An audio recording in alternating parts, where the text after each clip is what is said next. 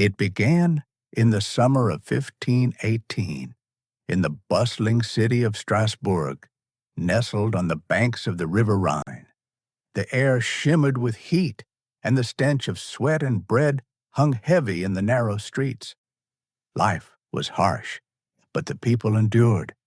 They had survived famine, disease, and war. Yet that year, something far stranger and far deadlier than any plague or sword would grip the city. Something that made people dance until they died. It started quietly, almost without notice.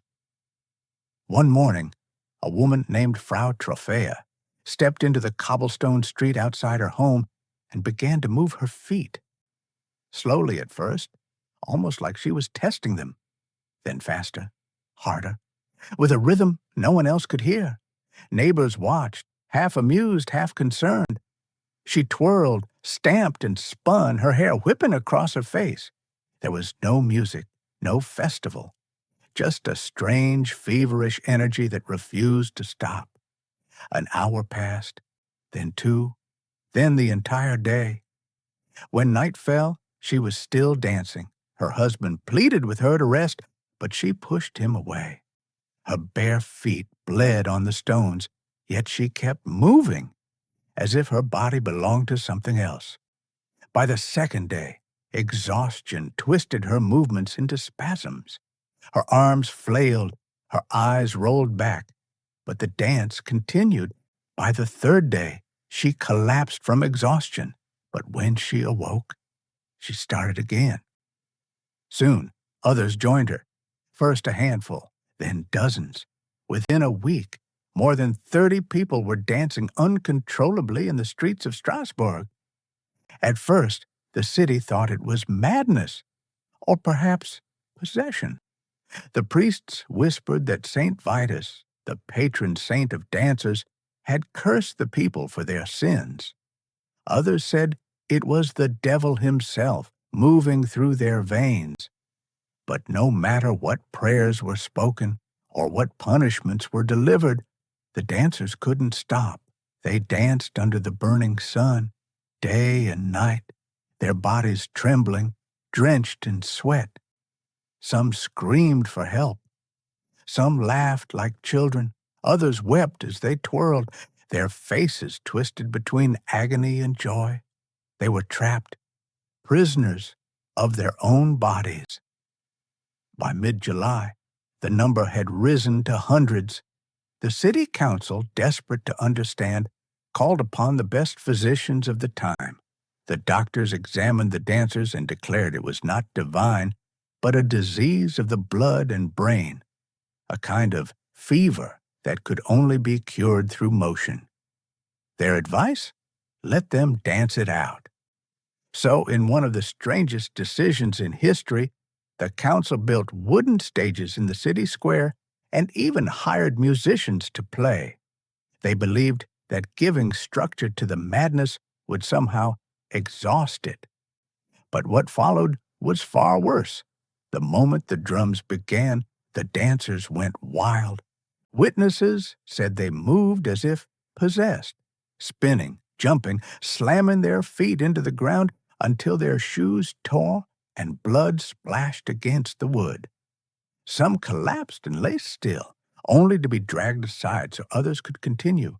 The music, instead of healing, fed the madness.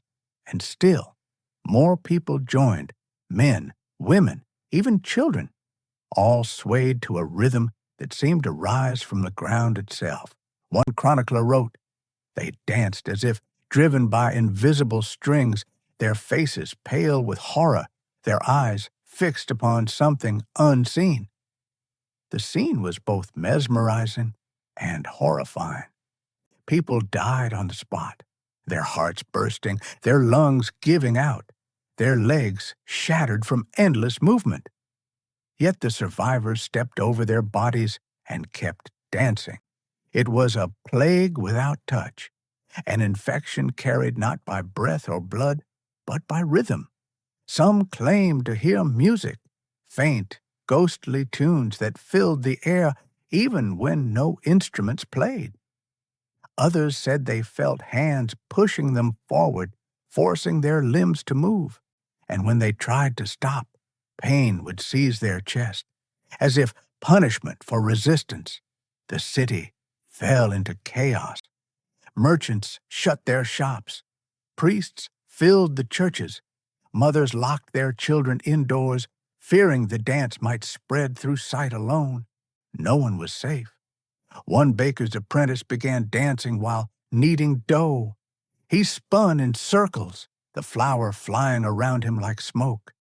An old man collapsed in prayer, only to rise moments later and begin moving his frail legs in jerky spasms.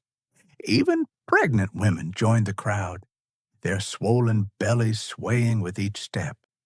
The madness was merciless. As August arrived, Strasbourg became a city of motion.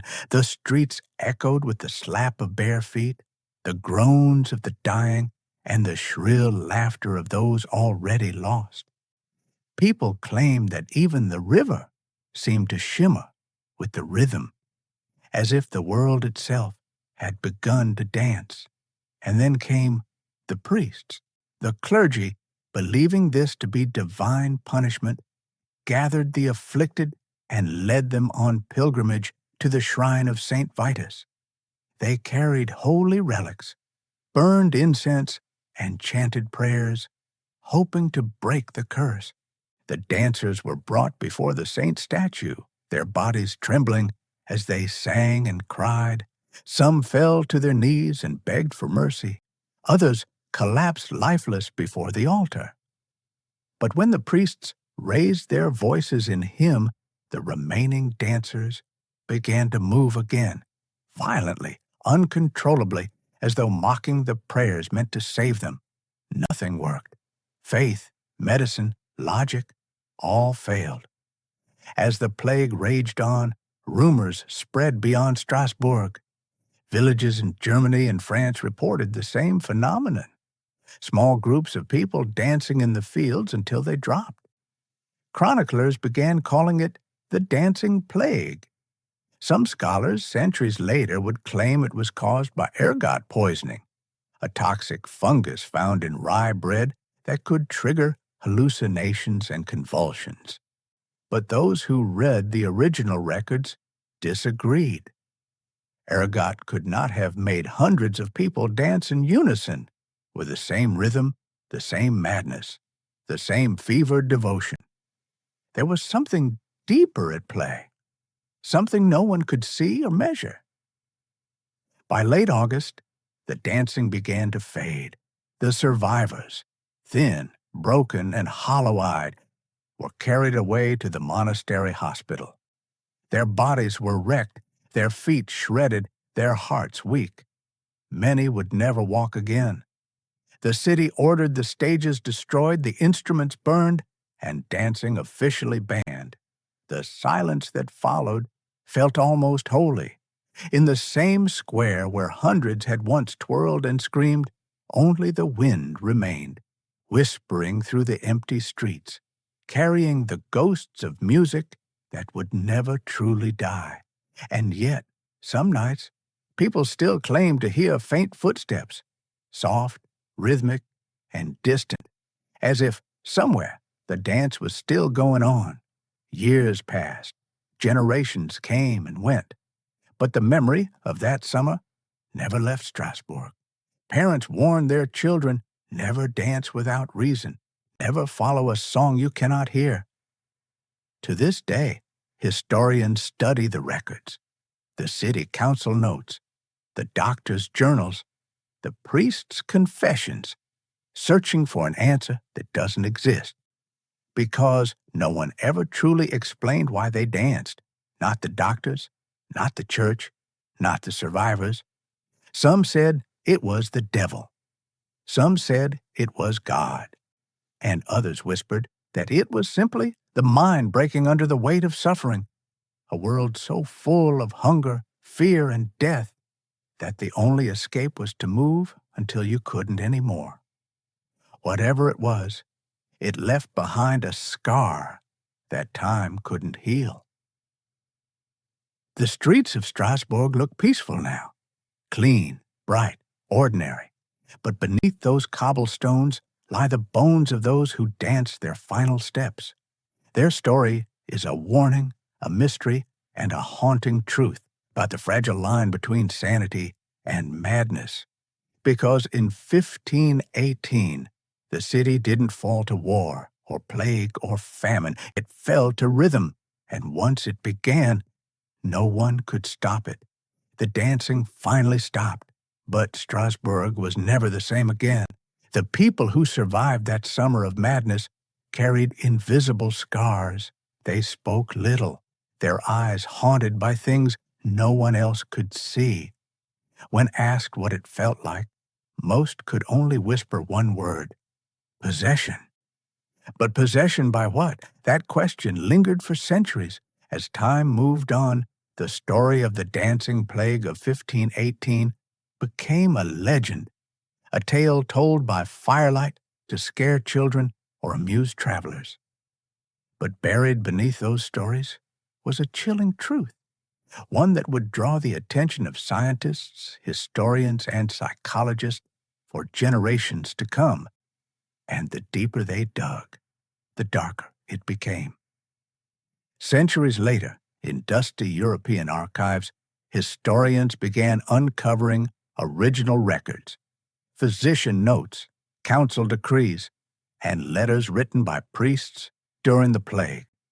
The words were desperate, chaotic, filled with terror. Some described dancers collapsing with blood in their shoes. Others mentioned families chained inside their homes to keep them from joining the frenzy. One priest had written, "Their eyes rolled white. Their lips spoke prayers and curses together. They danced as though a fire had entered their bones." The question that tormented scholars was simple. Why? What could make hundreds of people dance until they died? The first modern theory came in the 20th century. Historians suggested the dancers had been poisoned by ergot, a hallucinogenic fungus that grew on damp rye. It was the same fungus that later inspired the creation of LSD. It could cause spasms, convulsions, and visions. Maybe, they said, the people of Strasbourg weren't cursed. They were tripping. It sounded reasonable until someone asked a simple question. If it was just poison, why didn't they fall and twitch? Why did they move rhythmically together like dancers? Ergot poisoning caused chaos, not choreography. The explanation didn't fit, so researchers kept searching. In the 1980s, a sociologist named John Waller reopened the case. He studied every account, every record, every letter from 1518, and his conclusion was even more disturbing. He believed the dancing plague wasn't physical at all.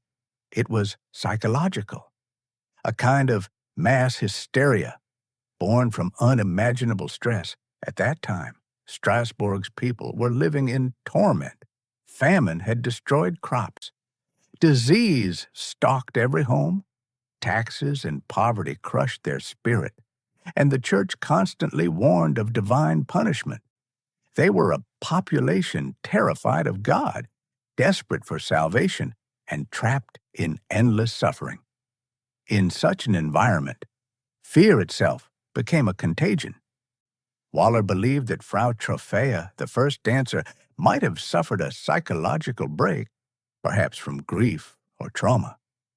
Her mind found escape through movement, but in a deeply religious, superstitious society, her actions weren't seen as illness.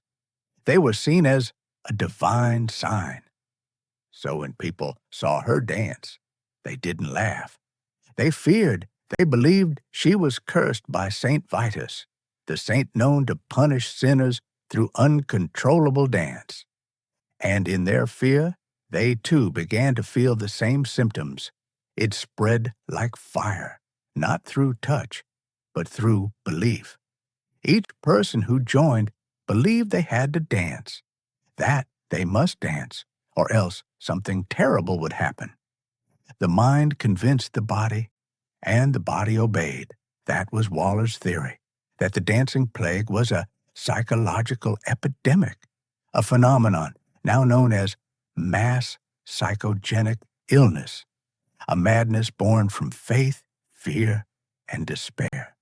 But even that theory didn't answer everything, because if it was only hysteria, how did it spread with such precision, rhythm, and violence?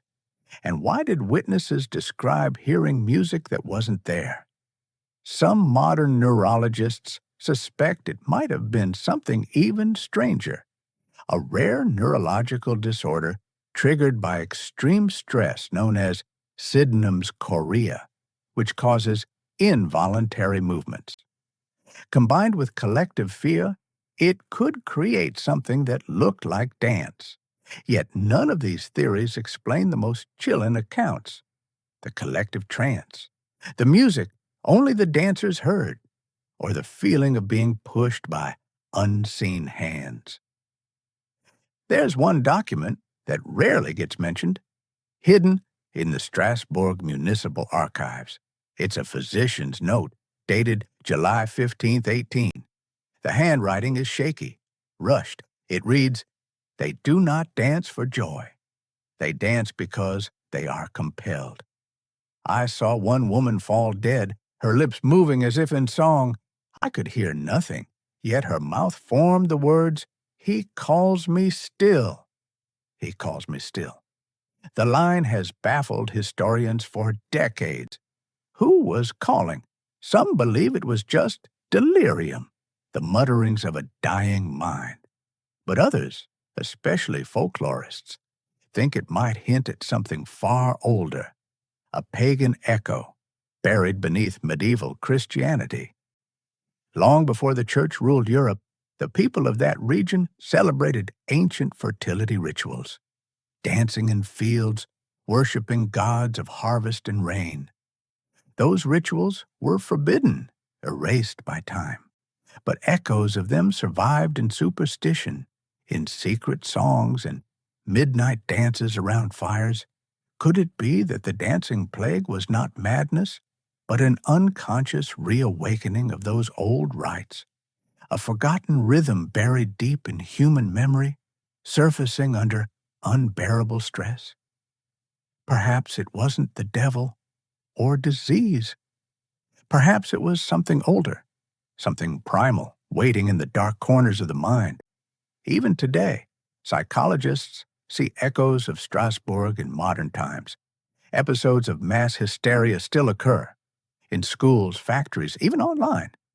People faint, laugh uncontrollably, or mimic strange behaviors without knowing why. The difference is only in form. The rhythm of panic has replaced the rhythm of dance. And so, the dancing plague remains more than a mystery of history. It's a mirror of human nature. Because what happened in 1518 was not just about movement, it was about surrender.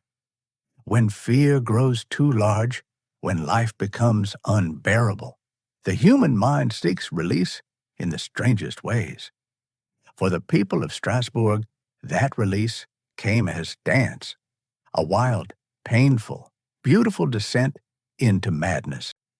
In 2018, 500 years later, the city of Strasbourg quietly commemorated the event.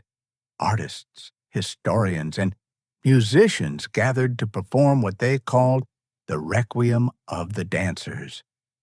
But as they played in the square, something unexpected happened. A young woman in the crowd began to sway, slowly at first, then faster. Her eyes glazed over. The musicians thought it was performance art. But when her body stiffened and tears ran down her face, they stopped playing. She whispered, "I can't stop." And then she fainted. It was later called a panic attack. But some witnesses swore they heard faint drumming in the distance, even though no drums were present. Coincidence? Maybe, but the people of Strasbourg haven't held another public performance of that event since. Today, if you walk through Rue du Jeu des Enfants, the street of the dancing children, you might not realize it was once the heart of the 1518 plague. Cafes line the sidewalks, tourists laugh, bicycles hum past. But if you go there at night, when the streets are quiet and the air is still, locals say you can feel it, the faint vibration beneath the stones, like the heartbeat of something that refuses to die. A few even claim to have seen them, shadowy figures moving rhythmically under the moonlight, their steps silent, their faces empty. When the wind blows through the alley, it sounds almost like faint applause. Historians may argue forever, but the truth is simpler and more terrifying. The dancing plague showed us what happens when the mind becomes its own prison. When faith turns to fear, when fear turns to frenzy, when movement becomes the only language left to speak. It is proof that the human body can betray itself, that the line between sanity and chaos is thinner than a whisper.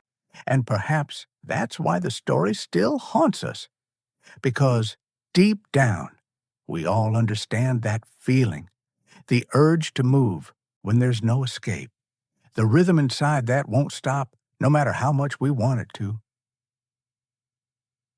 The plague of 1518 may have ended 5 centuries ago, but what it revealed about humanity never did. Maybe it was in all of us, waiting, sleeping, humming quietly beneath the noise of modern life, a reminder that if the world grows too loud, too fearful, too hopeless, the rhythm could return, and when it does, the dance will begin again.